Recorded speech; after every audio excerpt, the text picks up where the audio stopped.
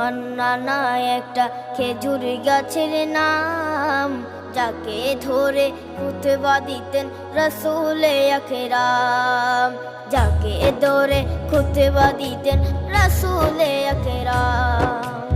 উস্তুনে হান্নানা একটা খেজুর গাছের নাম, যাকে ধরে খুতবা দিতেন রাসূলে আকরাম, যাকে ধরে খুতবা দিতেন রাসূলে আকরাম। গাছটা নবীর বিরহে সদা কাঁদিতে রহে, গাছটা নবীর বিরহে সদা কাঁদিতে রহে।